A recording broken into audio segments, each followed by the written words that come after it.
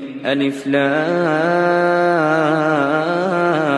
را تلك آيات الكتاب وقرآن مبين ربما يود الذين كفروا என்னுடைய உடலை நீங்கள் துண்டு துண்டாக வெட்டினாலும் அவ்வளவு பாவங்களும் கொட்டி கிடக்கின்ற அளவுக்கு தீமைகள் பரவிய ஒரு காலகட்டத்தில் வாழ்ந்து வருகிறோம். அஸ்ஸலாமு அலைக்கும் வரஹ்மத்துல்லாஹி வபரகாத்துஹு. இன்னல் ஹம்தலில்லாஹ் நஹ்மதுஹு வ நஸ்தஈனுஹு வ நஸ்தக்ஃபிருஹு வ நஊது பில்லாஹி மின் ஷுரூரி அன்ஃபுஸினா வ மின் ஸய்யிஆத்தி அஅமாலினா. من يهده الله فلا مضل له ومن يضلل فلا هادي له واشهد ان لا اله الا الله وحده لا شريك له واشهد ان محمدا عبده ورسوله اما بعد ربي اشرح لي صدري ويسر لي امري واحلل عقدة من لساني يفقهوا قولي ரப்பி ஜித்னி இல்மா. கண்ணியம் நிறைந்த எல்லாம் வல்ல அல்லாஹுவின் நல்லடியார்களே, இறைவனின் அன்பும் அருளும் நம் உயிரினு மேலான நபிகள் நாயகம் ஸல்லல்லாஹு அலைஹி வஸல்லம் அவர்கள் மீதும் அவர்களது வாழ்க்கை வழிகாட்டுதல்களை தங்களால் இயன்றளவு பின்பற்றி வாழ்ந்து மரணித்த நபித்தோழர்கள் மீதும் நபித்தோழியர்கள் மீதும்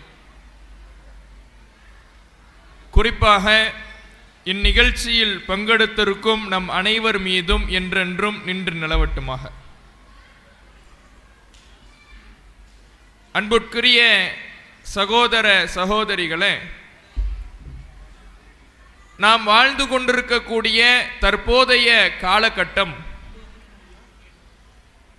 ஏராளமான பாவங்கள் நிறைந்த ஒரு காலகட்டமாக இருக்கிறது.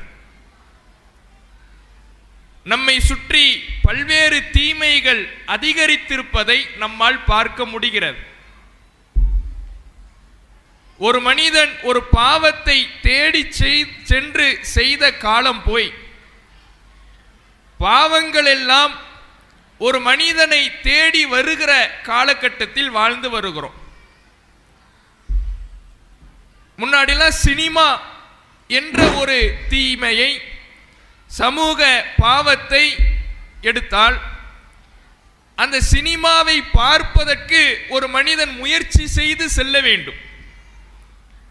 தியேட்டர்கள் ஊருக்கு ஊர் இருக்காது, மாவட்டத்திற்கு ஒன்று இருக்கும். அங்கு ஒளிபரப்பப்படுகின்ற படத்தை பார்ப்பதற்காக பஸ் ஏறி பயணித்து அவர்கள் சென்று அதை கண்டுகளித்து விட்டு வர வேண்டும். இப்படித்தான் சினிமாவினுடைய பழக்கம், அந்த சினிமா பரவியது இப்படித்தான் இருந்தது. ஆனால் நவீன வளர்ச்சி அதிகமாக இந்த சினிமாவினுடைய பயன்பாடு மக்களை நெருங்கி வந்து கொண்டே இருந்தது. டிவியின் மூலமாக நம்முடைய வீடு தேடி வந்தது, சிடியின் மூலமாக நமக்கு பக்கத்தில் வந்தது. அதன் பிறகு தற்போது மொபைல் போன்களின் மூலமாக நம்முடைய உள்ளங்கையிலே இந்த சினிமா நம்மை நெருங்கி நெருக்கமாக பயணித்து கொண்டிருக்கிறது. இப்படித்தான் ஒவ்வொரு பாவமும். இன்றைக்கு எந்த ஒரு பாவத்தையும் செய்வதற்கு ஒரு மனிதன் தேடி சென்று செய்ய தேவையில்லை. அவன் இருக்கின்ற இடத்திலேயே அமர்ந்து கொண்டு அவனுடைய கைகளில் இருக்கின்ற ஸ்மார்ட் போனை திறந்தால் போதும், அவ்வளவு பாவங்களும் கொட்டி கிடக்கின்ற அளவுக்கு தீமைகள் பரவிய ஒரு காலகட்டத்தில் வாழ்ந்து வருகிறோம். நபிகள் நாயகம் ஸல்லல்லாஹு அலைஹி வஸல்லம் அவர்கள் இந்த காலத்தை பற்றி சொல்லுகிற பொழுது, லா யஅதி அலைக்கும் ஸமானுன் இல்லல்லதி பஅதஹு அஷர்ரு மின்ஹு, நீங்கள் இருக்கின்ற காலத்தை விட அதை தொடர்ந்து வருகின்ற அடுத்த காலம் தீமைகள் நிறைந்ததாகத்தான் இருக்கும். நீங்க எந்த காலத்தில் இருக்கிறீர்களோ, இன்றைக்கு எவ்வளவு தீமைகள் உங்கள் கண் முன்னால் இருக்கிறதோ, உங்களை சுற்றி வலம் வருகிறதோ, அதைவிட அதிகமாக அடுத்து வரக்கூடிய காலங்களில் தீமைகள் அதிகரித்து கொண்டே செல்லும் என்று நபிகள் நாயகம் ஸல்லல்லாஹு அலைஹி வஸல்லம் அவர்கள் சொன்னார்கள். இப்படியான ஒரு காலகட்டத்தில் வாழ்ந்து வருகிற நாம் நம்மை சுற்றி பாவங்கள் அதிகரித்து கொண்டே செல்லுகிற பொழுது நம்முடைய சந்ததிகளை பார்த்து கவலைப்படுகின்ற ஒரு மனநிலையும் இன்றைக்கு பெற்றோர்களுடைய மனதிலே இயல்பாக தொற்றிக் கொண்டிருக்கிறது.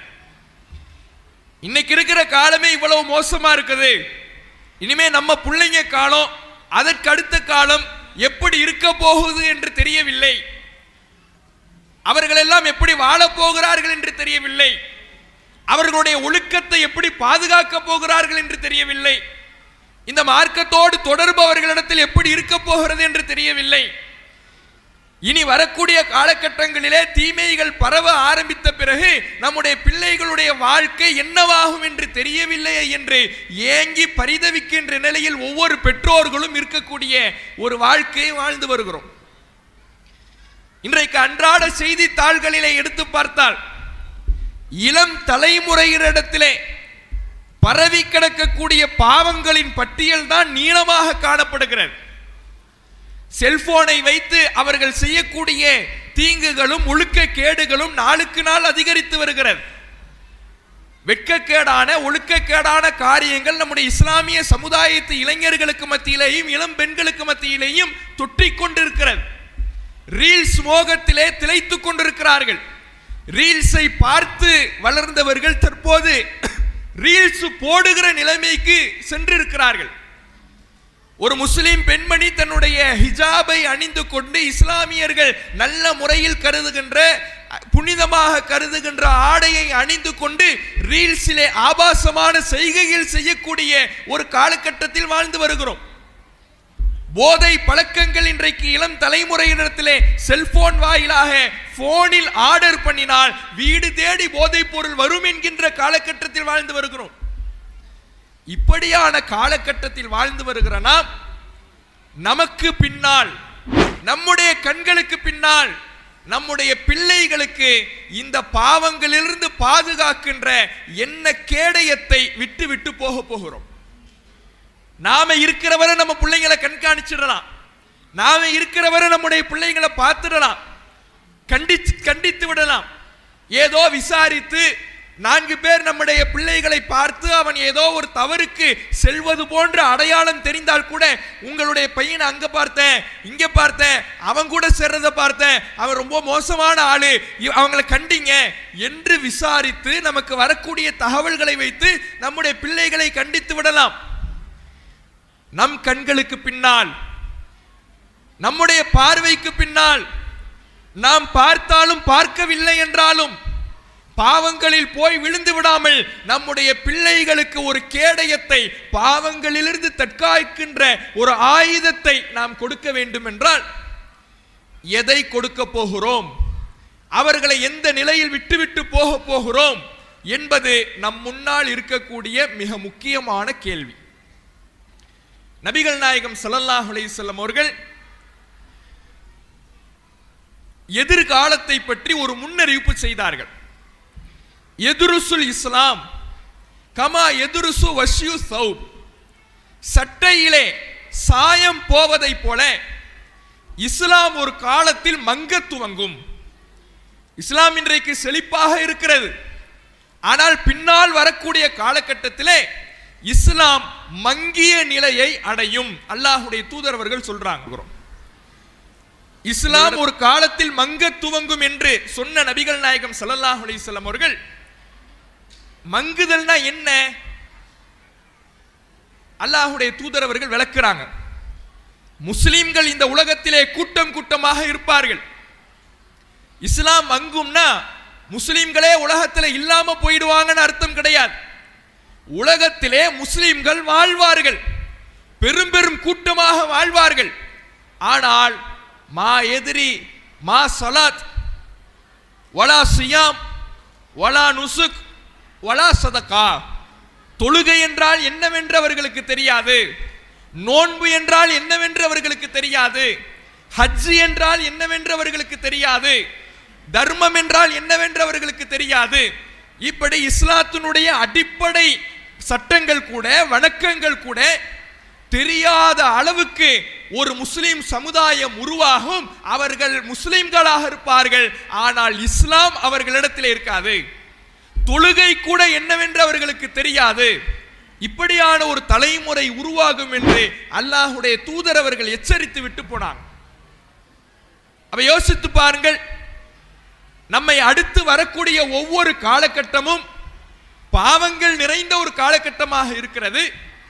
நம்முடைய பிள்ளைகளுக்கு சரியாக நாம் மார்க்கத்தை போதிக்கவில்லை என்றால், இஸ்லாம் என்றாலே என்னவென்று தெரியாமல் அவர்கள் உருவாவார்கள். தொழுகை என்றால் என்னவென்று தெரியாது, நோன்பு என்றால் என்னவென்று தெரியாது என்று நபி ஸல்லல்லாஹு அலைஹி வஸல்லம் அவர்கள் சொல்லி விட்டிருக்கிறார்கள் என்றால், எச்சரித்திருக்கிறார்கள் என்றால், நம்முடைய அடுத்த தலைமுறையினரை, நம்முடைய சந்ததிகளை நாம் எந்த நிலையில் விட்டு போகிறோம், தீமைகள் பரவிய உலகத்தில் அவர்களுக்கான என்ன வாழ்வை அமைத்துக் கொள்ள போகிறோம் என்று நாம யோசித்து பார்க்க வேண்டும். பாவங்களிலிருந்து ஒரு மனிதனை பாதுகாக்கின்ற மிக முக்கியமான கேடயம் என்னவென்றால் தொழுகைதான். தொழுகை ஒரு மனிதனிடத்திலே நிலையாக இருக்கும் என்றால், அந்த தொழுகை ஒரு மனிதன் பாவத்தில் ஈடுபடுவதை விட்டும் அவனை பாதுகாக்கும், தீமைகளில் அவன் விழுந்து விடாமல் அவனை தற்காக்கும் என்று குர்ஆன் நமக்கு போதிக்கிறது. இன்ன ஸலாத்த தன்ஹா அனில் ஃபஹ்ஷாஇ வல் முன்கர். தொழுகை அருவருக்கத்தக்க காரியத்திலிருந்தும் பாவத்திலிருந்தும் தடுக்கின்ற விஷயமாக இருக்கிறது என்று அல்லாஹ் குர்ஆனிலே சொல்லுகிறான். அப்ப தொழுகை என்பது பாவத்திலிருந்து பாதுகாக்கின்ற ஒரு வணக்கமாக இருக்கிறது. தொழுகை என்பது தீமையிலிருந்து தடுக்கின்ற அரணாக இருக்கிறது. அந்த தொழுகை இன்றைக்கு நம்மில் எத்தனை பேரிடத்தில் இருக்கிறது? நாம் நம்முடைய பிள்ளைகளுக்கு போதித்து விட்டோமா? இது நம் முன்னால் இருக்கக்கூடிய மிக முக்கியமான கேள்வி. எதையோ நாம் போதிக்கின்றோம். நம்முடைய பிள்ளைகளுக்கு உலகம் சார்ந்த பல்வேறு அறிவுரைகளை வழங்குகிறோம், உலகம் சார்ந்த பல கட்டளைகளை கட்டளையிடுகின்றோம், அவர்களுடைய படிப்பு ரீதியாக அவர்களுக்கு முக்கியத்துவம் கொடுக்கின்றோம், உலக கல்வி ரீதியாக அவர்களை மேம்படுத்துவதற்கு பல முயற்சிகளை செய்கின்றோம். நாம் நம்முடைய பிள்ளைகளுக்கு தொழுகையை குறித்து அறிவுறுத்துகிறோமா? அந்த உபதேசங்களை பேசுகிறோமா? யோசித்து பாருங்கள். இன்றைக்கு பிள்ளைகளை அழைத்து மார்க்க அறிவுரைகளை சொல்வதே பெற்றோர்களிடத்தில் இல்லாமல் போய்விட்டதே. பரிசளிப்பு பரிசளிப்பு அடுத்து அந்த பக்கம் கேமராவை ரெக்கார்ட் பண்ணீங்க, அவங்களுக்கெல்லாம் பரிசு உண்டான்னு பார்த்துங்க. சரியா? வேற யார் யார் பேசுறீங்க? பேசுறது யார் யாரு? யாரெல்லாம் பேசுறாங்களோ கேமராவை அவங்க பக்கம் திருப்பி ரெக்கார்ட் பண்ணி வச்சிங்க. பரிசு கொடுக்கும் பொழுது அவங்களெல்லாம் நோட் பண்ணீங்க. அப்போ நம்முடைய தொழுகை என்பது பாவங்களை பாதுகாக்கின்றதா, பாவங்களை விட்டு பாதுகாக்கிறதாக இருக்கும் பொழுது அதை நம்முடைய பிள்ளைகளுக்கு நாம் அறிவுரையாக வழங்குகிறோமா? எத்தனையோ உலக ரீதியான விஷயங்களை கொடுக்கின்றோம், உலக ரீதியான அறிவுரைகளை வழங்குகிறோம், கல்வி ரீதியாக அவர்களை முன்னேற்றுவதற்கு கவனம் எடுக்கின்றோம். அப்படி இன்றைக்கு எத்தனை பேர் இருக்கிறோம்? யோசித்து பாருங்கள். முன்னாடிலாம் பெற்றோர் பிள்ளைகளுக்கு மத்தியிலே மார்க்க தொடர்பு எப்படி இருந்தது? மார்க்க ரீதியான தொடர்பு எப்படி இருக்கும்னா, பள்ளிக்கூடம் முடித்துவிட்டு பிள்ளை வந்தான் என்றால் அவனுக்கு உணவை கொடுத்து விட்டு அவனுக்கு குர்ஆனை தாயே ஓதி கொடுப்பாங்க, தாயே குர்ஆனை எழுத்துக்கூட்டி ஓதி கொடுப்பாங்க, துஆவை சொல்லி கொடுப்பார்கள். மகரிபை தொழுதுவிட்டு அதே முசல்லாவில் உட்கார்ந்து குர்ஆனை அவர்களும் ஓதுவார்கள், தன்னுடைய பிள்ளைக்கும் ஓத கற்றுக் கொடுப்பார்கள். ஆனால் இன்றைக்கு அந்த காலமெல்லாம் அந்த பழக்கமெல்லாம் மலையேறி போய்விட்டது. இன்றைக்கு மார்க்க ரீதியான அறிவுரைகளே இருப்பது கிடையாது. உலக விஷயத்தில் கவனம் எடுக்கிறோம். நம்முடைய பிள்ளைகளுடைய ரேங்க் கார்டை வாங்கி பார்ப்போம். மார்க் குறைஞ்சிடுச்சா? மார்க் குறைஞ்ச உடனே நம்முடைய பிள்ளைக்கு ஏன் மார்க் குறைஞ்சிடுச்சு, உடனே ஒரு டியூஷனை பாருங்க, ஒரு சாரை பிடிங்க, ஒரு மிஸ்ஸை பிடிங்க, டியூஷன் சேர்த்து விடுங்க, இந்த சப்ஜெக்ட்ல அடுத்து மார்க் அதிகமாகணும். கவனம் எடுக்கிறோம். ஏன்? மார்க்கு கிடைச்சாதான் வேலை கிடைக்கும், வேலை கிடைச்சாதான் நல்ல நிலைமைக்கு போக முடியும். சின்ன வயசிலிருந்து அந்த மார்க்கு மேல உள்ள பற்றை நம்முடைய பிள்ளைகளுக்கு ஊட்டிக்கொண்டே இருக்கிறோம், அதுல கவனம் எடுக்கிறோம். மார்க்கு குறைஞ்சா கண்டிக்கின்றோம். ஆனால் மார்க்க விஷயத்துல, தொழுகை விஷயத்துல இது போன்ற கவனத்தை நாம் நம்முடைய பிள்ளைகள் விஷயத்தில் எடுக்கிறோமா? பிள்ளைகளுக்கு அறிவுரைகளை சொல்லுகிறோமா? மார்க்கத்தை விட்டு தூரமாகிற ஒரு சூழல் ஏற்பட்டால் அவனுக்கு மார்க்க தொடர்பை மேம்படுத்துவதற்கான முயற்சி எத்தனை பேர் எடுக்கிறோம்? இன்றைக்கு எப்படியான சூழல் நிலவுகிறது? பிள்ளைக்கு அந்த மார்க்க தொடர்பு குறைஞ்சிடுச்சுன்னா அதுக்கு முக்கிய காரணங்கள்ல பெற்றோரும் இருப்பதை பார்க்கிறோம். இப்ப இன்னைக்கு மக்தப் மதரசா பிள்ளைங்க இவ்வளவு பேர் இருக்கிறாங்க, எல்லாம் ஒரு 5வது 6வது 4வது இப்படி படிக்கக்கூடியவங்களா இருக்கிறாங்க. இவங்க வருவாங்க, எதுவரை மதரசாவிற்கு வருவார்கள்? ஒரு 8வது படிக்கின்ற வரை வருவார்கள். பெற்றோரும் அனுப்பி வைப்பீங்க. 8வது படிக்கிற வரை மதரசாவுக்கு நீங்க அனுப்பி வைப்பீங்க. அவனும் வருவான், பள்ளிவாசலோடு தொடர்புல இருப்பான், பள்ளிவாசலிலே ஓடி ஆடி திரிவான், அங்க இருக்கக்கூடிய வேலைகளை செய்து கொண்டிருப்பான். அவனுக்கு எப்போது ஆர்வம் அவனுக்கு மிகுதியாக மார்க்கத்தினுடைய தொடர்பு அதிகமாகிறதோ அப்பதான் அவன் ஸ்கூல்ல 9th ஸ்டாண்டர்ட் போவான்.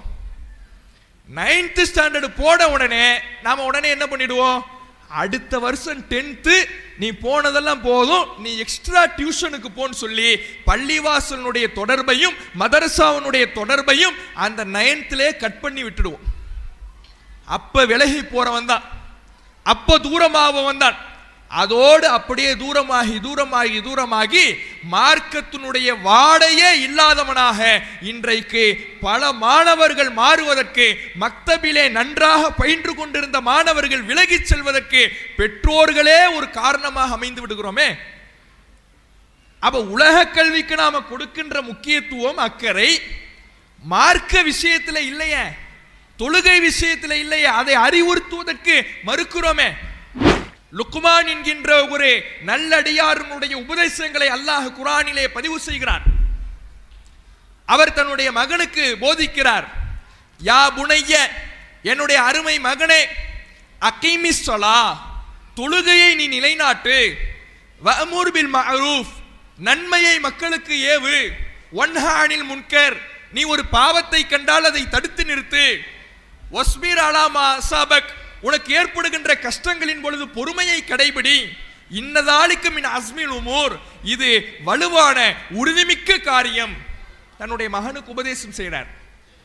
நீ தொழுகையை நிறைவேற்று, மக்களுக்கு நன்மையை போதி, தீமை விட்டவர்களை தடுத்து நிறுத்து, பொறுமையை கடைபிடி.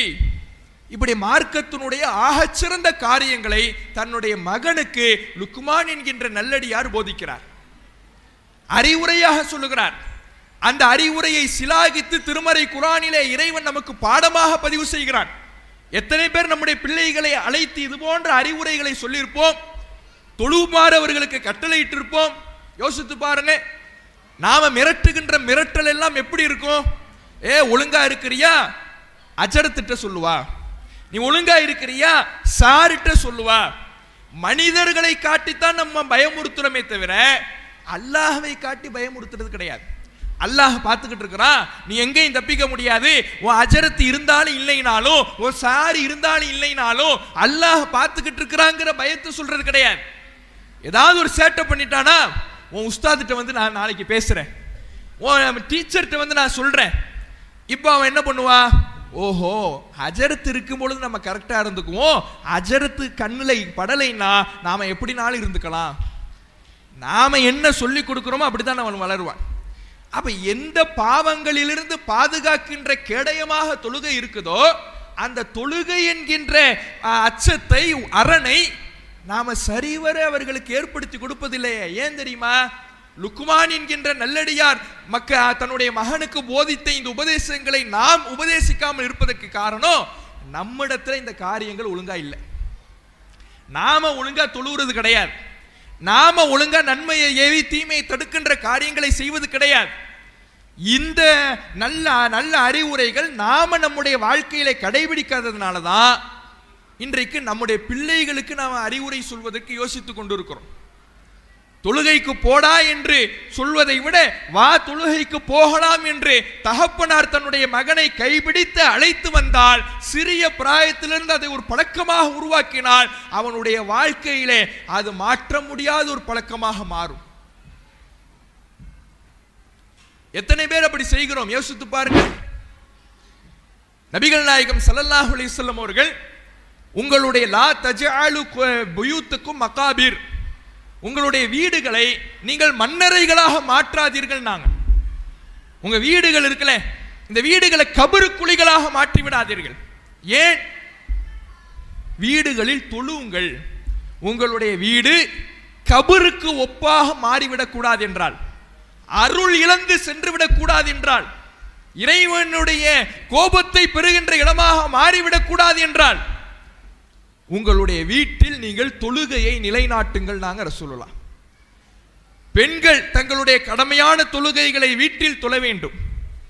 ஆண்கள் கடமையை பள்ளிவாசலுக்கு வந்து தொழ வேண்டும். சுன்னத்தான தொழுகைகளை வீட்டில் தொழுவது சிறந்தது. இப்படி மார்க்கம் போதிக்குது. இதுல ஒரு நுணுக்கமான ஒரு விஷயமும் இருக்கிறது.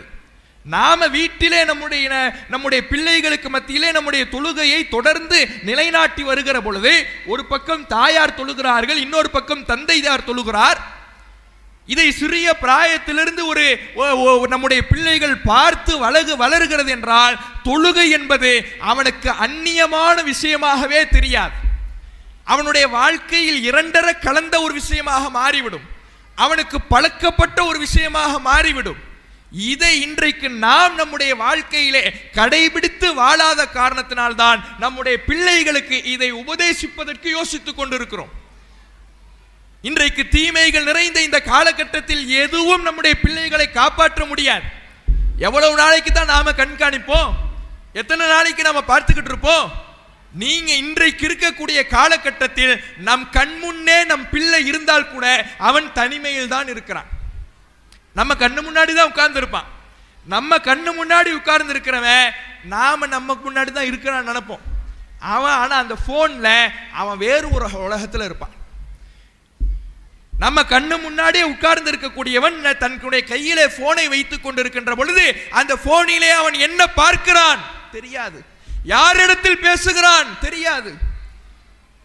எதுவுமே தெரியாமல் நம்ம கண்ணு முன்னாடி இருக்கிற நம்முடைய பையன் தனிமையில் இருக்கின்ற ஒரு காலகட்டத்தில் வாழ்ந்து வருகிற பொழுது, நம்ம கண்ணு முன்னாடியே நம்மளால பாதுகாக்க முடியாதுன்னா, நாம இல்லைன்னா நாளைக்கு நமக்கே அல்லாஹ்வுடைய ஏதேனும் ஒரு நோயை நாடிவிட்டான், மரணத்தை நாடிவிட்டான் என்றால் அவன் இந்த உலகத்திலே எப்படி வாழப் போகிறான்? அதற்கான முன்னேற்பாடை அவனுடைய வாழ்க்கைக்கு நாம் என்ன செய்து கொடுத்திருக்கிறோம்? தொழுகை என்கின்ற பாதுகாப்பு கவசத்தை அவனுக்கு கொடுத்து விட்டோமா? தொழுகையை அவனுடைய வாழ்க்கைக்கு கொடுத்து விட்டாலே அது அவனுடைய வாழ்க்கை அவனை நோக்கி வருகின்ற பாவங்களை தடுத்து நிறுத்துகின்ற கேடயமாக அமைந்துவிடும். பள்ளிவாசலுக்கு ஐவேளை தொழுகைக்கு செல்வான். பள்ளிவாசலுடைய தொடர்பு அவனுக்கு மேம்படும். சமூக பார்வை அவன் மீது விழும். இறையச்ச மேலோங்கும். என்ன தீமை அவனை நோக்கி வந்தாலும் நான் இதற்கு அடிபடைபவன் அல்ல, அல்லாஹ்வுக்கே கட்டுப்படுபவன் என்று தன்னுடைய வாழ்க்கையை அவன் மாற்றிக்கொள்வான். அதுதான் அவனை பாவத்திலிருந்து பாதுகாக்குமே தவிர, இல்ல நான் பார்த்துக்கிட்டு இருக்கிறேன், என் பிள்ளைய நான் கரெக்டா வளர்த்துக்கிட்டு இருக்கிறேன், அவன் சரியா இருப்பான் என்கின்ற அசட்டு நம்பிக்கை நம்முடைய பிள்ளைகளை பாவத்திலிருந்து காப்பாற்றி விடாது. அப்ப தொழுகையை அவர்களுக்கு போதிக்கணும். அதற்கு முன்பாக நாம் நம்முடைய வாழ்க்கையிலே இந்த தொழுகையை கடைபிடிப்பவர்களாக இருக்க வேண்டும். இந்த லுக்மான் என்கின்ற அடியார் செய்த 4 உபதேசங்களையும் பாருங்க. இந்த 4 உபதேசங்களையும் உள்ளடக்கினால், பள்ளிவாசலுடைய தொடர்பை மேம்படுத்தினால் இந்த 4 உபதேசங்களும் நமக்கு கிடைத்துவிடும். தொழுகையை நிலைநாட்ட வேண்டும், நன்மையை ஏவ வேண்டும், தீமையை தடுக்க வேண்டும். இந்த நன்மையையும் தீமையையும், நன்மை ஏவி தீமையை தடுக்கின்ற பொழுது சில கஷ்டங்கள் வரும். அதிலே பொறுமையை கடைபிடிக்க வேண்டும். இது எப்போ ஒரு மனிதனுடைய வாழ்க்கையில இந்த 4ம் உள்ளடங்கும்னா, பள்ளிவாசலுடைய தொடர்பு இருந்தாதான். பள்ளிவாசலுடைய தொடர்பு இருந்தால் அவன் தொழக்கூடியவனாக மாறுவான். பள்ளிவாசலுடைய தொடர்பு இருந்தால் அவன் மார்க்கத்தை அறிந்து அவன் கண்முன்னால் இருக்கக்கூடிய மக்களுக்கு நன்மையை அவன் ஏவுவான். அவன் கண்முன்னால் நடக்கின்ற தீமைகளை விட்டு அவன் தடுப்பான். அப்ப பள்ளிவாசலுடைய தொடர்பை நம்முடைய பிள்ளைகளுக்கு நாம் அதிகப்படுத்த வேண்டும். ஆனா இன்றைக்கு பள்ளிவாசல்களுடைய நிலைமை என்ன? பெற்றோர்களாகிய நம்முடைய பங்களிப்பே பள்ளிவாசலோடு எந்த அளவிற்கு இருக்கிறது? இந்த லுக்குமான் என்கின்ற அடியார் செய்த இந்த 4 உபதேசங்களும் நம்மிடத்தில் இருக்குதா? தொழக்கூடியவர்களாக, பள்ளிவாசலுக்கு சென்று வரக்கூடியவர்களாக, ஜமாத்திலே கலந்து கொள்ளக்கூடியவர்களாக, நன்மை ஏவுபவர்களாக, தீமையை தடுப்பவர்களாக எத்தனை பேர் இன்றைக்கு நாம பெரியவர்கள் இருக்கிறோம்? யோசிச்சு பாருங்க. இன்றைக்கு பள்ளிவாசல்களை பார்த்தால் பெண்களால் நிரம்பி வழிகிறது, ஆண்களை பார்க்க முடியல. அதற்கு இந்த நிகழ்ச்சியே ஒரு சாட்சி. இது மண்டபத்தில் தான் நடக்குது. ஆனால் ஒரு மார்க்க விஷயங்கள் பேசப்படுகிற இந்த நிகழ்ச்சியில பெண்கள் நிரம்பி வழிகிறார்கள், ஆண்கள் எங்கன்னு தேட வேண்டியதா இருக்கு. இந்த வீட்டில் பீரோ இருக்கும்ல, பீரோ, கணவன் மனைவி ஒரு பீரோவை பயன்படுத்துறாங்கன்னு வைங்களேன், அது எப்படி இருக்கும்னா இப்படிதான் இருக்கும். பெண்களுடைய மனைவியினுடைய ட்ரெஸ் ஃபுல்லா நிரம்பி இருக்கும், கணவனுடைய ட்ரெஸ் அப்படியே ஓரத்தில் பாவப்பட்ட ஜென்மம் மாதிரி ஓரத்தில் கிடக்கும். அது மாதிரி தான் இங்க இருக்கு. பெண்கள் நிரம்பி இருக்கிறாங்க, ஆண்கள் எங்கப்பான்னு கேட்டா நம்ம வீட்டில் இருக்கிற பீரோவுல ஆண்களுடைய துணியை தேடுற மாதிரி இருக்கு. அப்ப இப்படி இருக்கக்கூடாது. ஆண்கள் பெருந்தன்மையாக மனைவிக்கு அந்த பீரோவில் இடத்தை விட்டு கொடுத்து இருப்பாங்க, அது வேற விஷயம். ஆனால் மார்க்கம் என்று வருகின்ற பொழுது நம்முடைய பங்களிப்பு சமமாக இருக்கணும். பள்ளிவாசலிலே நம்முடைய வணக்க வழிபாடுகளிலே ஆண்கள் முன்னிலையிலே நிற்க வேண்டும். தாவா பணியிலே, நன்மை ஏவி தீமையை தடுக்கின்ற பணிகளிலே ஆண்கள் முன்னிலை வகிக்க வேண்டும். ஆனா இன்றைக்கு அந்த பங்களிப்பு நம்மிடத்திலே இல்லைன்னா, நாமளே ஆர்வம் குறைஞ்சிட்டோம்னா, பள்ளிவாசலுடைய தொடர்பை விட்டு விலகி நிற்கிறோம் என்றால் நம்முடைய பிள்ளைங்களுக்கு அது எப்படி வரும்? யோசிச்சு பாருங்க. தொழுகைக்காக அழைப்பு கொடுக்கப்படுகிறது. ஹய்யா அலல் ஸலா, ஹய்யா அலல் ஃபலா, தொழுகையின் பக்கம் வாருங்கள், வெற்றியின் பக்கம் வாருங்கள் என்று பள்ளிவாசலிலே பாங்கோசை அழைக்கிறது. அதைத்தான் செயல் திட்டமாகவும் அறிவித்திருக்கிறார்கள். ஹய்யா அலல் ஸலா, தொழுகையின் பக்கம் வாருங்கள் என்று. தொழுகையின் பக்கம் வாருங்கள் என்று பாங்கோசை அழைக்கிறது. ஆனால் வீட்டிலே இருக்கக்கூடிய ஆண்களுடைய நிலைமை என்ன? பெரியவர்களுடைய நிலைமை என்ன? அதை காதில் வாங்கியும் வாங்காமலும் வீட்டிலே டிவியை வேகமாக ஒளிர வைத்துக் கொண்டு அதிலே வரக்கூடிய சினிமா காட்சிகளையும் இந்த உலக ரீதியான விஷயங்களையும் பார்த்து கொண்டு நேரத்தை கழித்து விட்டு வீட்டிலே தொழுதுக்குவோமே அப்படின்னு இருந்துடுறோம். இதை பார்க்கிற புள்ள எப்படி உருவாகிறான்? அவனுக்கு அதே பாங்கோசை கேட்குது, ஃப்ரெண்டோட உட்கார்றான், செல்போனை எடுக்கிறான், கேம் விளையாடுறான், பாங்கோசை கேட்குது, ஹய்யா அலல் ஸலா, தொழுகையின் பக்கம் வாருங்கள் என்று கேட்குது. இவனுக்கும் காதுல விழுந்தாலும் விழாத மாதிரி அப்படியே உட்கார்ந்துடுறான். அப்ப இந்த தொழுகை என்பது இன்றைக்கு எவ்வளவு அலட்சியம் கொள்ளப்படுகிறது. அன்புள்ள சகோதர சகோதரிகளை ஒன்றை புரிந்து கொள்ளுங்கள். இந்த தொழுகை தான் நாளை மறுமையிலே நமக்கு வெற்றியை பெற்றுத்தரக்கூடிய மிக அடிப்படையான விஷயமாக இருக்குது. நாளைக்கு மறுமையில நீங்க வெற்றி பெறணும்னா மிக மிக மிக குறைந்தபட்ச அடிப்படையான விஷயம் தொழுகை. அல்லாஹ்வுடைய தூதரவர்கள் மறுமையிலே நடக்கின்ற ஒரு நிகழ்வை சொல்லி காட்டுகிறார்கள். மக்கள் எல்லாம் ஒன்று திரட்டப்பட்டு மஹ்ஷர் மைதானத்திலே ஒன்று குழுமி இருக்கின்ற பொழுது மக்களிடத்திலே அல்லாஹ் காட்சி தருவான். அப்போது நரகவாதிகள் நரகத்திலே போடப்படுவாங்க. எல்லாருக்கும் அல்லாஹ் தீர்ப்பை முடித்து விடுவான். தீர்ப்பை முடித்த பிறகு நரகவாதிகள் நரகத்திற்கு சென்ற பிறகு அந்த நரகவாதிகளிலிருந்து சிலருக்கு மன்னிப்பை கொடுத்து அல்லாஹ் சொர்க்கத்திற்கு அனுப்ப நாடுவான். எல்லாரும் நரகத்துக்கு யார் யாரு, சொர்க்கத்துக்கு யார் யாருன்னு எல்லாம் தீர்ப்பு முடிக்கப்பட்டுடுச்சு. இதற்கு பிறகு பரிந்துரையின் பெயரிலே நரகவாதிகளை நரகத்திலிருந்து விடுவித்து சொர்க்கத்திற்கு அனுப்பக்கூடிய ஒரு விஷயத்தை அல்லாஹ் ஆரம்பிப்பான். அப்ப யார நரகத்திலிருந்து அல்லாஹ் விடுதலை செய்ய சொல்றான் தெரியுமா? மலக்குமார்களுக்கு அல்லாஹ் கட்டளையிடுகிறான். அமரல் மலாயிகத்தா யுஹ்ரிஜூஹும் ஃபயஅரிஃபூனஹும் பிஅலாமத்தி ஆசாரி சுஜூத். இந்த உலகத்தில் வாழ்ந்த சமயத்திலே தொழுகையாளிகளாக யாரெல்லாம் இருந்து சஜிதா செய்த வடுவோடு அல்லாஹ்வை சந்தித்திருக்கிறார்களோ, தொழுகையாளியாக மறுமையை அடைந்திருக்கிறார்களோ, அந்த அடையாளத்தை வைத்து அவர்களை நரகிலிருந்து விடுதலை செய்யுங்கள், நரகிலிருந்து அவர்களை அள்ளி சுவனத்தை நோக்கி அனுப்புங்கள் என்று அல்லாஹ் அவர்களை அனுப்புகிறான். அப்ப சொர்க்கத்துக்கு நாம போகணும்னா நரகத்துல போய் வெந்து கறி கட்டையாக மாறி குறைந்தபட்ச நன்மையோடு சுவனத்தின் இன்பங்களை நாம் அனுபவிக்க வேண்டும் என்றால் அதற்கு அடிப்படையாக நம்மிடத்தில் இருக்க வேண்டிய அம்சம் தொழுகை. சஜிதாவுடைய அடையாளம்னா பாயில தலையை வச்சு தேய்ச்சி வருகின்ற கருப்பு கிடையாது. அது மானசீகமான ஒரு அடையாளம். அது மறுமை நாளிலே வெளிப்படும். அந்த அடையாளத்தை வைத்து அல்லாஹ் சொர்க்கத்துக்கு அனுப்ப சொல்லுகிறான். அப்ப சொர்க்கத்துக்கு நாம போகணும்னு ஆசைப்படுறோம், நம்முடைய பிள்ளைங்க போகணும்னு ஆசைப்படுறோம். இப்படி ஆசை போய் யாராவது நரகத்துக்கு போகணும்னு ஆசைப்படுவோமா? யோசிச்சு பாருங்க. இங்க இருக்கக்கூடிய எத்தனை பேர் நரகத்திற்கு போறதுக்கு ஆசைப்படுறீங்க அப்படின்னு கை தூக்க சொன்னா ஒரு கை தூக்குமா?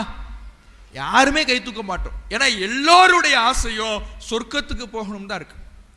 அந்த சொர்க்கத்துக்கு போவதற்கு குறைந்தபட்ச தகுதி தொழுகை நம்மிடத்தில் இருக்க வேண்டும். ஆனா அந்த தொழுகையில இன்னைக்கு இவ்வளவு அலட்சியம் இருக்குதே, அந்த தொழுகையினுடைய மகத்துவத்தை உணராம இருக்கிறோமே. மூமீன்களுடைய அடிப்படை தகுதியே அல்லதீன ஹும் ஃபீ ஸலாத்திஹிம் ஹாஷிஊன், அவர்கள் தங்களுடைய தொழுகையிலே பணிவோடு இருப்பார்கள். வல்லதீன ஹும் அலா ஸலவாத்திஹிம் யுஹாஃபிதூன், அவர்கள் தங்களுடைய தொழுகையை பேணுதலோடு பாதுகாப்பார்கள், தவறவிட மாட்டார்கள். தன்னுடைய வாழ்க்கையிலே தொழுகை தவறவிட்டு விட்டால் கவலையோடு மாறிவிடுவார்கள். பேணி பாதுகாக்கக்கூடியவர்களாக தங்களுடைய தொழுகையை அவர்கள் அமைத்துக் கொள்வார்கள். ஆனா அந்த தொழுகை இன்றைக்கு எப்படி இருக்குது யோசிச்சு பாருங்க. நபிகள் நாயகம் ஸல்லல்லாஹு அலைஹி வஸல்லம் அவர்கள் முன்பின் பாவங்கள் மன்னிக்கப்பட்ட அல்லாஹ்வுடைய தூதர் அவர்களிடத்திலே இந்த தொழுகை எப்படி இருந்தது? அல்லாஹ்வுடைய தூதர் அவர்கள் ஒரு நாள் இரவு வணக்கத்திலே ஈடுபடுகிறார்கள், நின்று வணங்குகிறார்கள். எந்த அளவுக்கு நின்று அவர்கள் வணங்குகிறார்கள் என்றால் காதயத்தஃபத்தர்ன கதமா, நபி ஸல்லல்லாஹு அலைஹி வஸல்லம் அவர்களுடைய இரண்டு பாதங்களும் நின்று வணங்கியதின் விளைவாக வெடித்துவிடும், வீங்கி வெடித்துவிடும் என்கின்ற அளவுக்கு ரசூலுல்லாஹ் நின்று வணங்குறாங்க. வீக்கத்தினால வீங்கி வீங்கி வீங்கி வீங்கி கால் அப்படியே வெடிச்சு சிதறிடும் போல இருக்கு. அவ்வளவு வீக்கம் ஏற்பட்டு ரசூலுல்லாஹ் தொழுறாங்க. ஆயிஷா ரலியல்லாஹு அவர்கள் கேட்கிறார்கள், லிம தஸ்னஉ யா ரசூலல்லாஹ் வகத் கஃபரல்லாஹு லக மா தகத்தம மின் தம்பிக் வ மா தஅக்கர். அல்லாஹ்வுடைய தூதரே, உங்களுக்கு தான் அல்லாஹ் முன்பின் பாவங்களை மன்னித்து விட்டானே, பிறகு எதற்காக இவ்வளவு கஷ்டப்படுகிறீர்கள்? அப்ப ரசூலுல்லாஹ் சொல்றாங்க, அஃபலா உஹிப்பு அன் அகூன அப்தன் ஷகூரா, நான் அல்லாஹ்விடத்திலே நன்றியுள்ள அடியானாக இறைவனை சந்திக்க வேண்டும் என்று நான் விரும்ப மாட்டேனா? நான் அல்லாஹ்வை சந்திக்கிற பொழுது, மறுமையிலே இறைவனை பார்க்கிற பொழுது, இதோ முகமது வந்திருக்கிறார், இவர் ஒரு நன்றியுள்ள அடியார் என்கின்ற பட்டத்தோடு பதவியோடு இறைவனை நான் சந்திக்க வேண்டாமா? ஆசைப்பட்டது யாரு? சுவனத்திற்கு நம்மை அழைக்கின்ற அல்லாஹ்வுடைய தூதர், முன்பின் பாவங்கள் மன்னிக்கப்பட்ட அல்லாஹ்வுடைய தூதர். நமக்கு இப்படியான வாக்குறுதிகள் அல்லாஹ்விடமிருந்து தரப்பட்டு விட்டதா? உங்க முன்பின் பாவங்கள்லாம் மன்னிக்கப்பட்டுடுச்சு, உங்களுக்கு கண்டிப்பா சொர்க்கம் அல்லாஹ் சொல்லிட்டானா? வாக்குறுதி தந்து விட்டானா? கிடையாது. அனுதினமும் அவ்வளவு பாவங்களை செய்து கொண்டிருக்கின்ற நாம் நம்முடைய நாவால் எத்தனை பாவங்களை செய்கின்றோம் என்று கணக்கு தெரியாமல் பாவங்களிலே மூழ்கி கிடக்கின்ற நாம், நம்முடைய பாவங்கள் மன்னிக்கப்பட்டு அல்லாஹ்விடத்திலே நன்றியுள்ள அடியானாக சுவனவாதியாக இறைவனை சந்திக்க வேண்டும் என்றால் தொழுகை நம்மிடத்தில் இருக்கணுமே. அந்த தொழுகையினுடைய மகத்துவத்தை உணராமல் இன்றைக்கு அலட்சியமாக இருக்கின்றோமே. ஐவேளை தொழுகை என்பது இறைவனால் நமக்கு கடமையாக்கப்பட்ட தொழுகை. அந்த ஐவேளை தொழுகையை ஒருவன் விடுகிறான் என்றால் அது பெரும் பாவங்களில் ஒரு பாவம். தௌபா தான் செய்யணும் அல்லாஹ்விடத்துல. அப்படியான ஐவேளை தொழுகை இன்றைக்கு சரியாக நிறைவேற்றுபவர்கள் எத்தனை பேர் இருக்கிறோம்? சில பேருக்கு 4 வேளை தொழுகை, ஃபஜர் கிடையாது. சில பேருக்கு 3 வேளை தொழுகை, ஃபஜர் அசரும் கிடையாது. சில பேருக்கு நினைத்தால் தொழுகை, சில பேருக்கு வாரத்தில் ஒரு நாள் ஜும்மா மட்டும் தொழுகை, சில நேரத்தில் சில பேருக்கு ரமலானில் மட்டும் தொழுகை, சில பேருக்கு பெருநாளில் புத்தாடை அணிவதற்காக அந்த பெருநாள் தொழுகை மட்டும். தினந்தோறும் ஐவேளை தொழுகை நிறைவேற்ற வேண்டும், அது கட்டாய கடமை என்கின்றானே அல்லாஹ். அந்த கடமை இன்றைக்கு எத்தனை பேர் சரியாக நிறைவேற்றுகின்றோம்? சுவனத்திற்கு அழைத்து செல்கின்ற அடிப்படை தகுதியாக இருக்கின்ற ஐவேளை தொழுகை எத்தனை பேர் நிறைவேற்றுகின்றோம்? யோசித்து பாருங்கள். நபிகள் நாயகம் ஸல்லல்லாஹு அலைஹி வஸல்லம் அவர்கள் இறுதி தருவாயிலே இருக்கின்றார்கள், நோய்வாய்ப்பட்டிருக்கிறார்கள். எந்த அளவுக்கு நோயினுடைய கடுமை அவர்களை சித்திரவதை செய்கிறது என்றால் ரசூலுல்லாஹ் சொல்றாங்க, ஊ அகு கமா யூ அகுர் ரஜுலான், உங்களில் இருவர் நோய்வாய்ப்பட்டால் எவ்வளவு வேதனை ஏற்படுமோ அந்த இருவரின் வேதனையை நான் ஒருவனாக சுமந்து கொண்டிருக்கிறேன். 2 பேருக்கு வலி ஏற்படுது, வேதனை ஏற்படுது, உடம்பு சித்திரவதைக்கு குடைகிறது.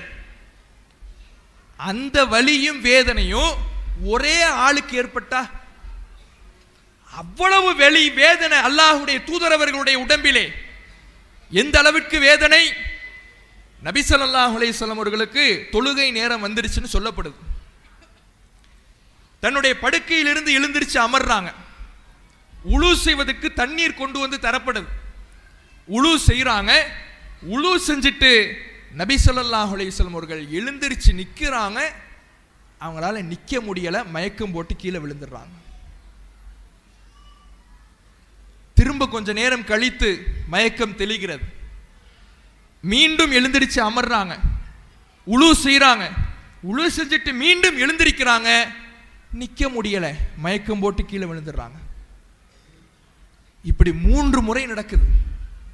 3 முறையுமே எழுந்திருக்கிறாங்க, உளு செய்யறாங்க, நிக்கிறாங்க, நிக்க முடியல. இவ்வளவு வேதனையை தன்னுடைய உடம்பிலே அல்லாஹ்வுடைய தூதர் அவர்கள் சுமந்து கொண்டிருக்கிறார்கள். இவ்வளவு நோயை தன்னுடைய உடலிலே அனுபவித்துக் கொண்டிருக்கிறார்கள். உடல் சித்திரவதைக்கு உள்ளாகி கொண்டிருக்கிறது. அந்த சூழல்ல தொழுகை நேரம் தாண்டிவிடும் என்கின்ற சூழலிலே அபூபக்கர் ரலியல்லாஹு அன்ஹு அவர்களை மக்களுக்கு தொலை வைக்குமாறு ரசூலுல்லாஹ் கட்டளையிடுறாங்க. அபூபக்கர் ரலியல்லாஹு அன்ஹு அவர்கள் மக்களுக்கு தொலை வைத்துக் கொண்டிருக்கிறார். ஃபலம்மா அவுஜஸ மின்ஹு ரசூலுல்லாஹி ஸல்லல்லாஹு அலைஹி வஸல்லம் ஹிஃபத்தன், அல்லாஹ்வுடைய தூதர் அவர்கள் தன்னுடைய உடம்பிலே ஒரு லேசை, ஒரு ஆரோக்கியத்தை உணர்ந்த பொழுது அபூபக்கர் ரலியல்லாஹு அன்ஹு அவர்கள் மக்களுக்கு தொழுகை நடத்தி கொண்டிருக்கிறார். நபி ஸல்லல்லாஹு அலைஹி வஸல்லம் அவர்கள் நோயின் வேதனையினால் வீட்டிலே மயக்கமுற்று விழுந்து கிடக்கிறார்கள். மயக்கமுற்று விழுந்த அல்லாஹ்வுடைய தூதர் அவர்கள் தன்னுடைய உடம்பிலே ஒரு ஆரோக்கியத்தை உணர்கிறார்கள். அந்த ஆரோக்கியத்தினுடைய அளவு என்ன தெரியுமா? அந்த ஆரோக்கியம் வந்த உடனே பள்ளிவாசலுக்கு என்ன அழைச்சிட்டு போங்க, நான் தொழணும்னு சொல்லி பள்ளிவாசலுக்கு போறாங்க. ஆனா அந்த ஆரோக்கியத்தினுடைய அளவு என்ன தெரியுமா? அல்லாஹ்வுடைய தூதரவர்கள் பள்ளிவாசலுக்கு செல்கிறார்கள். வலதுபுறம் ஒரு நபித்தோழர், இடதுபுறம் ஒரு நபித்தோழர், இருவருடைய தோள் புஜத்திலே ரசூலுல்லாஹ் கையை போட்டுக் கொள்கிறார்கள். அந்த இருவர் நடக்கிறார்கள். நபி ஸல்லல்லாஹு அலைஹி வஸல்லம் அவர்களை இழுத்து கொண்டே போறாங்க. ரசூலுல்லாஹ்வுடைய கால் விரல்கள் அப்படியே பாலைவனத்திலே கோடு கிழித்துக் கொண்டு செல்கிறது. இது ரசூலுல்லாஹ்வுக்கு ஆரோக்கியமாக தெரிந்திருக்கிறது. தொழுகை விஷயத்தில் நடக்க முடியாத சூழல் இருந்தாலும், மயக்கமுற்றி எழ முடியாத சூழல் இருந்தாலும், அடியெடுத்து வைக்க முடியாமல் ஒரு இழுத்து செல்ல வேண்டிய ஒரு உடல் உபாதை இருந்தாலும் கூட பள்ளிவாசலுக்கு சென்று என்னுடைய தொழுகை என்ற கடமையை நிறைவேற்ற வேண்டும் என்று அல்லாஹ்வுடைய தூதர் அவர்கள் புறப்பட்டு சென்றாங்களே. யார்? நம்மை போன்ற பாவத்தை சுமந்து நிற்கின்ற ஆன்மாவா? சொர்க்கம் இருக்கிறதா இல்லையா என்று சந்தேகத்தில் உலறுகிற ஆன்மாவா? சொர்க்கத்துக்கு நிச்சயிக்கப்பட்டவர்கள், முன்பின் பாவங்கள் மன்னிக்கப்பட்டவர்கள், அந்த நபிகள் நாயகம் ஸல்லல்லாஹு அலைஹி வஸல்லம் அவர்கள் தொழுகைக்காக இவ்வளவு பாடுபட்டு விரைந்திருக்கிறார்கள் என்றால் இன்றைக்கு நம்மில் எத்தனை பேர் பள்ளிவாசலை தொழுகைக்கு வருவதின் மூலமாக அலங்கரிக்கின்றோம், நம்முடைய பிள்ளைகளுக்கு தொழுகையை போதிக்கின்றோம். இதுதான் உன்னுடைய உலக வாழ்க்கையின் தீமைகளில் இருந்தும் உன்னை பாதுகாக்கின்ற கேடயம், மறுமையிலே நரகத்திலிருந்து உன்னை பாதுகாக்கின்ற அரண் என்று நம்முடைய பிள்ளைக்கும் எத்தனை பேர் போதித்து நாமும் கடைபிடிக்கிறோம்? யோசிச்சு பாருங்க. அப்ப இந்த தொழுகை விஷயத்துல இன்றைக்கு இவ்வளவு அலட்சியம் இருக்குதே. அல்லாஹ் நரகவாதிகளை பற்றி குர்ஆன்ல பேசுறான். நரகவாதிகளை பார்த்து சுவனவாதிகள் விசாரிக்கிறார்கள். மா சலக்குக்கும் சக்கர், சக்கர் என்கின்ற நரகத்திலே உங்களை வீழச் செய்தது எது, வீழ்த்தியது எது? நரகவாதிகள் சொல்வார்கள், காலு லம் நக்கும் மினல் முஸல்லீன், நாங்கள் தொழக்கூடியவர்களாக இல்லை, நாங்க தொழல. உலகத்தில் வாழ்ந்த போது அல்லாஹ் எங்களுக்கு கடமையாக்கிய தொழுகையை சரியான முறையிலே நிறைவேற்றவில்லை, அதனால் இந்த நரக படுகொலியிலே வீழ்ந்து கிடக்கிறோம். நரகவாதியினுடைய பதிலை அல்லாஹ் பதிவு செய்கிறான். இங்கு இருக்கக்கூடிய ஒவ்வொருவருக்கும் சுவனம் செல்ல வேண்டும் என்கின்ற ஆசை இருக்கிறது, நரகத்துக்கு போய்விடக் கூடாது என்கின்ற பயம் இருக்கிறது. அந்த பயம் உளப்பூர்வமானது என்றால், சுவனத்தின் ஆசை ஆள் மனதிலிருந்து வரக்கூடிய ஆசை என்றால், மேம்போக்கானது இல்லை என்றால், நம்முடைய வாழ்க்கையிலே தொழுகையை நாம் கடைபிடிக்க வேண்டும். ஆனா ஆசை மட்டும் படுவேன், எனக்கு அல்லாஹ் சொர்க்கத்தை தரணும்னா, ஆசைக்காக அல்லாஹ் சொர்க்கத்தை கொடுப்பானா? மறுமையில போய் அல்லாஹ் முன்னிலையில நின்று, அல்லாஹ் நான் உலகத்துல வாழ்ந்தப்போ சொர்க்கத்துக்கு போகணும்னு ரொம்ப ஆசைப்பட்டேன், எனக்கு எப்படியாவது சொர்க்கத்தை தந்துருன்னு கெஞ்சினால் கூத்தாடினால் சொர்க்கம் கிடைத்து விடுமா? அப்படி அல்லாஹ் சொர்க்கத்தை கொடுப்பான் என்றால், ஆசைப்பட்டவர்களுக்கெல்லாம் மறுமையிலே சொர்க்கம் கிடைத்து விடும் என்றால், உலகத்தில் வாழ்ந்து மரணித்த எந்த முஸ்லிமும் நரகத்துக்கு போக மாட்டான். ஏன்? எல்லா முஸ்லிமுக்கும் சொர்க்கத்துக்கு போகணும்னு ஆசை இருக்குது. எல்லா முஸ்லிமுக்கும் சொர்க்கத்துக்கு போகணும்னு ஆசை இருக்கின்ற பொழுது அந்த ஆசையை வைத்து மறுமையிலே ஒன்றும் பண்ண முடியாது. தொழுகைதான், தொழுகைதான் நம்மளுக்கு மறுமை வெற்றியை பெற்றுத்தரும், சுவனத்தை பெற்றுத்தரும். அந்த தொழுகையிலே அதிக கவனம் எடுக்கக்கூடியவர்களாக நாம் இருக்கணும். நம்முடைய பிள்ளைகளுக்கு போதிக்கக்கூடியவர்களாக இருக்க வேண்டும். நம்முடைய வீடுகளில் தொழுகையை நிலைநாட்டக்கூடியவர்களாக இருக்க வேண்டும். நம்முடைய வீடுகளை மன்னரைகளாக மாற்றிவிடக் கூடாது. நம்முடைய பிள்ளைகளுக்கு பள்ளிவாசலோடு தொடர்பை ஏற்படுத்த வேண்டும். நாம் பிள்ளைகளுக்கு கட்டளையிட்டு விட்டு வீட்டிலே அமரக்கூடியவர்களாக இருக்கக்கூடாது. இருவரும் சேர்ந்து தொழுகைக்காக பள்ளிவாசலுக்கு பயணிக்கக்கூடியவர்களாக இருக்க வேண்டும். அதுதான் நம்முடைய பிள்ளைகளுக்கு நாம் விட்டு சொல்கிற மிகப்பெரிய சொத்து. நீங்க விட்டுட்டு போற காசு பணம் அவனை எத்தனை நாளைக்கு காப்பாத்திடும்? நீங்க எவ்வளவு காசு பணம் விட்டுட்டு போனாலும் அது எவ்வளவு நாளைக்கு அவனை காப்பாத்திடும்? சரி, உலகத்துல அந்த காசு பணத்தை வச்சு எவ்வளவு நாள் அவன் சந்தோஷமாக வாழ்ந்துடுவான்? மறுமைன்னு ஒன்று இருக்குது, அதுதான் நிரந்தர வாழ்க்கை என்று அல்லாஹ் சொன்ன பிறகு, அந்த நிரந்தர வாழ்க்கைக்கான எந்த சொத்தை நம்முடைய பிள்ளைகளுக்கு நாம் விட்டு விட்டு போகிறோம்? தொழுகை விட்டுட்டு போனா மட்டும்தான் அவனுடைய வாழ்க்கையில எல்லாமே, மார்க்கத்தினுடைய மற்ற எல்லா தொடர்புகளுமே அவனுக்கு கைகூடி வரும். அடிப்படையான தொழுகையே இல்லைன்னா மற்ற எல்லாமே ஒவ்வொன்றாக விலகி போய் போய் போய் போய் ஜீரோவாக, பூஜ்ஜியமாக மாறிவிடும். அடிப்படையான தொழுகையை நாம் அவங்களுக்கு வழிகாட்டணும்.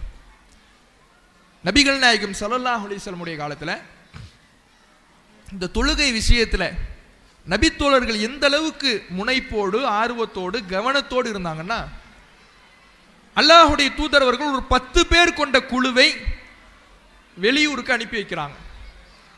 அதுல 8 நபர்களை எதிரிகள் பிடித்து கொன்று விடுகிறார்கள். 2 பேரை அடிமைகளாக சந்தையில விற்பனை செஞ்சிடறாங்க. அதுல ஒருவர் பெயர் ஹுபைப். இந்த ஹுபைப் ரலியல்லாஹு அன்ஹு அவர்களுக்கு மரண தண்டனை நிறைவேற்றுவதற்காக அழைத்து வருகிறார்கள். பொதுவா மரண தண்டனை யாருக்கு கொடுக்கப்படுதோ அவர்கிட்ட கேட்கக்கூடிய வார்த்தை, உன் கடைசி ஆசை என்ன, இதான் கேட்கப்படும். இப்படி ஹுபைப் ரலியல்லாஹு அன்ஹு அவர்களிடத்துல உங்களுக்கு கடைசி ஆசை என்ன அப்படிங்கிறாங்க. அவர் கேட்ட கடைசி ஆசை என்ன தெரியுமா? தஊனி உஸல்லி ரக்அத்தைன், 2 ரக்காத்து தொழணும், எனக்கு அனுமதி கொடுங்கிறார். பிடிக்கப்பட்டது எதிரிகளால். இவர் முஸ்லிம் என்கின்ற காரணத்தினால் தான் எதிரிகள் பிடித்து இவரை கொலை செய்வதற்கு, இவரை கொன்றொழிப்பதற்கு, மரண தண்டனை நிறைவேற்றுவதற்கு பிடித்து கைதியாக அடைத்து வைத்திருக்கிறார்கள். அந்த எதிரிகளிடத்திலே கடைசி ஆசை என்னவென்று கேட்கின்ற பொழுது அவர் சொன்ன பதில், 2 ரக்காத்து தொழணும், எனக்கு அனுமதி கொடுங்க. தொழுகையை விரைவாக தொழுது முடிக்கிறார். எதிரிகளை பார்த்து தொழுது முடித்துவிட்டு பேசுகிறார், நான் ஏன் இந்த தொழுகையை வேகமாக தொழுதேன் தெரியுமா? நான் மெதுவாக நிறுத்தி தொழுதேன் என்றால் நான் ஏதோ மவுத்துக்கு பயந்து, நீங்க கொடுக்கிற தண்டனைக்கு பயந்து நேரத்தை ஓட்டிக்கிட்டு இருக்கிறேன்னு நீங்க நினைச்சிடுவீங்க. அப்படி நினைக்க கூடாதுங்கிறதுக்காகத்தான் நான் வேகமா தொழுதேன். இப்போது லா உபாலி, நான் பொருட்படுத்த மாட்டேன், எனக்கு எந்த கவலையும் இல்லை. நான் ஒரு தொழுகையாளியாக 2 ரக்காத்தை தொழுத ஒரு முஸ்லிமாக இறைவனுடைய பாதையிலே கொல்லப்படுகின்ற பொழுது எனக்கு எந்த ஒரு கவலையும் இல்லை. என்னுடைய உடலை நீங்கள் துண்டு துண்டாக வெட்டினாலும் அந்த ஒவ்வொரு துண்டிலேயும் அல்லாஹ் பரக்கத்தை ஏற்படுத்தி எனக்கு வெற்றியை தருவான், எனக்கு எந்த கவலையும் இல்லை என்று சொல்லி மூத்தானார். அப்படியான தொழுகையை மரண தண்டனை நிறைவேற்றப்படுகின்ற இடத்திலேயும் சஹாபாக்கள் நிறைவேற்றினார்கள். அதை ஒரு பழக்கமாகவே மற்ற சஹாபாக்களும் இவருக்கு அடுத்து ஆரம்பித்தார்கள். ஆனா இன்றைக்கு மரண தண்டனை யாரும் நமக்கு கொடுக்க போறது இல்லை, யாரும் நம்ம கழுத்துல கத்தியை வச்சு மிரட்டிக்கிட்டு இல்லை. நாம செய்ய வேண்டியது நம்ம நேரத்தை ஒதுக்கி பள்ளிவாசலுக்கு வரதுதான். அதுவே இன்னைக்கு நம்மளால முடியலையே. கழுத்தில் கத்தி தொங்குகிற பொழுது, எதிரிகள் சூழ்ந்து நிற்கின்ற பொழுது 2 ரக்காத்து தொழுதவர்கள் எங்கே இருக்கிறார்கள்? எந்த நிர்பந்தமும் இல்லாமல் சுமூகமாக வாழ்ந்து வருகின்ற நாம் பள்ளிவாசலுக்கு போய் அடி எடுத்து வைப்பதற்கு யோசிச்சுக்கிட்டு யோசித்து பாருங்கள். அப்ப நாம் நம்முடைய வாழ்க்கையிலே தொழுகையை சரியான முறையிலே கடைபிடிக்கிற பொழுதுதான் அது இந்த உலகத்தில் நிலவுகின்ற பாவங்களிலிருந்து நம்மை பாதுகாக்கும். மறுமையிலே நமக்கான நரகத்திலிருந்து விடுதலை செய்கின்ற ஒரு அமலாக இருக்கும். அப்படியான ஒரு அமலை நாமும் சரியான முறையிலே கடைபிடித்து நம்முடைய பிள்ளைகளுக்கும் வழிகாட்டக்கூடிய மக்களாக அல்லாஹ் ரப்புல் ஆலமீன் உங்களையும் என்னையும் ஆக்கி அருள் புரிவானாக என்று பிரார்த்தித்து எனது உரை நிறைவு செய்கின்றேன். அஸ்ஸலாமு அலைக்கும் வரஹ்மத்துல்லாஹி.